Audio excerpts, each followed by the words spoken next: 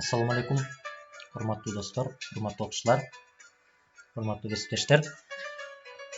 Sizlar uchun onlayn sabaqlarimizni ulantabыз. Siz algaч менин баракчамда болуп жаткан болсоңуз, анда Илгиз Шамырзаев баракчасына катталып, коңгуроочуну басып койсоңуздар, сиздер үчүн эң сонун мүмкүнчүлүк. Бул дегени мен тарабынан жарыяланып жаткан эң акыркы онлайн сабактарды биринчилерден болуп көрө алуу мүмкүнчүлүгүнө ээ болосуз. Мени түрдүү социалдык тармактардан төмөндөгү даректер аркылуу таап, өзүңүздөрдүн сунушуңуздар болсо, пикириңиздер болсо жиберсеңиздер болот. Бүгүнкү биздин онлайн сабагыбыз 4-сабак 5-класстар үчүн кыргыз тили сабагына. Ал эми темабыз сынатоочтун жасалышы.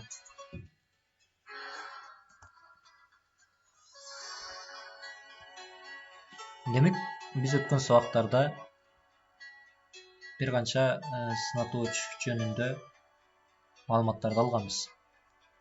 Ал эми бүгүнкү сабагыбыз ушул сынатооч боюнча жыйынтыктоочу сабак деп атасак да жаңылбасак керек. Себеби биз ушул темабыздан кийин башка темаларга өтүп кетебиз. Сынатоочтор төмөнкү эки жол аркылуу жасалат. Морфологиялык жол аркылуу жана синтаксистик жол аркылуу. Эми бул кандай болот? Ошол боюнча айтып берейин. Морфологиялык жол аркылуу жасалганда, урматтуу окуучулар, билесиздер, кыргыз тилинде морфология бул сөздүн курамын, тагыраагы, уңгу жана мүчөнү окутуп үйрөтүүчү илим. Демек, морфологиялык жол дегенде эле биздин акыл эсибизге дароо эле уңгу жана мүчө келиши керек. Сынатооч морфологиялык жол менен жасалганда, сөз жасоочу мүчөлөрдүн жардамы менен жасалат. Экранга маани бериңиздер. Зат атоочтон сынатооч жасоочу мүчөлөр. Мисалы, луу, поз, сыз, лык, чыл, чан, дай деген бул мүчөлөр зат атоочтон сынатооч жасоочу мүчөлөр. Өнөр-поз, акылсыз, айылдык, жанчыл, топчон, тоодой. Сиздер көрүп турган баардык сөздөрдүн баары зат атоочтон сынатооч жасоочу мүчөлөрдүн жардамы менен жасалды. Экинчи бөлүктө болсо этиштен сынатооч жасоочу мүчөлөрдү көрүп турасыздар. Алар гыр, гыч, чак, ынды, гыз. Мисалы, кет деген сөз бул этиш, кыймыл аракетти билдирип атат. Демек, гыз мүчөсүнүн уланышы менен кеткис деп эмнеси салып калды? Сын атоочу салып калды. Өзүңүздөргө белгилүү болгондой, демек, биз азыр бир канча мисалдарды келтирип өттүк.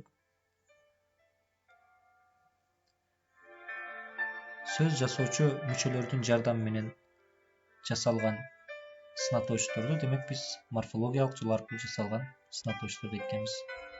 Ал эми экинчи бөлүктө болсо синтаксистик жол менен жасалган сынатоочтор.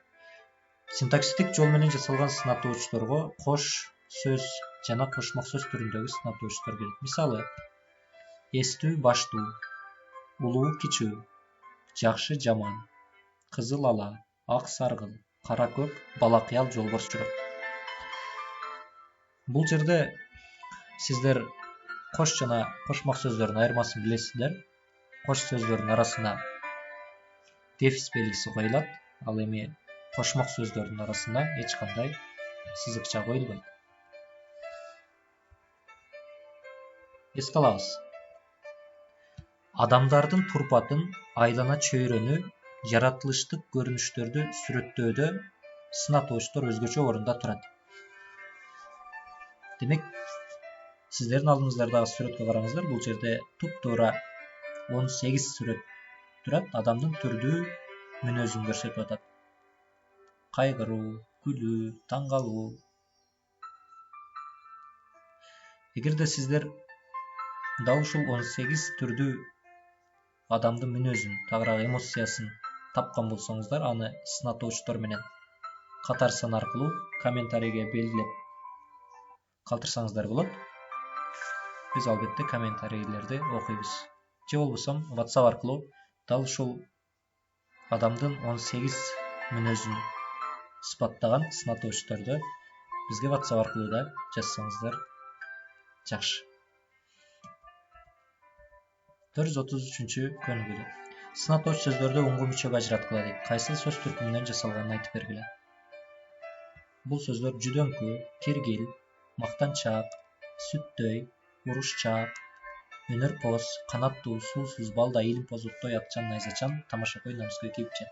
Урматтуу окуучулар, дал ушул сөздөрдү уңгу мүчөгө ажыратыңыздар. Демек, булардын баары морфологиялык жол аркылуу жасалган сынатоочтор экен. Уңгу мүчөгө ажыраткандан соң алардын кайсыл сөз түркүмүнөн жасалганын айтып бериңиздер дейт. Мисалы, урушчаак деген сөздө уңгусу уруш, мүчөсү чаак. Уруш деген сөз бул этиш. Демек, чаак деген мүчө этиштен сынатооч жасалды. Мына ушундай тарызда ар бир сөздү талдап уңгу мүчөгө ажыратып бересиздер. Албетте өзүңүздөрдүн жообуңуздарды комментарийге калтырыңыздар, же болбосо WhatsApp аркылуу жеке өзүмдүн баракчама жөнөтсөңүздөр болот. Мен албетте сиздердин жоопторуңуздарды текшерип, тиешелүү ойлорумду айтам. Сиздер үчүн үй тапшырма берейин. Өзүңөрдүн жакын досуңарга морфологиялык жана синтаксистик жол менен жасалган сынатоочторду катыштырып мүнөздөмө бергиле. Мисалы, менин досумдун мүнөзү оор. Ал көп адамдар менен жакшы тил табыша албайт дегендей тарызда сынатоочторду катыштырып, бир нече сынатоочторду катыштырып мүнөздөмө бересиздер. Ушуну менен биздин бүгүнкү сынатооч боюнча жыйынтыктоочу сабагыбыз дагы өзүнүн жыйынтыгына келип жетти. Менин баракчама катталууну унутпаңыздар. Мени түрдүү социалдык тармактардан төмөнкү шилтемелер аркылуу табасыздар, төмөнкү даректер аркылуу табасыздар. Сиздер менен мен Илгиз Шамырзаев болдум.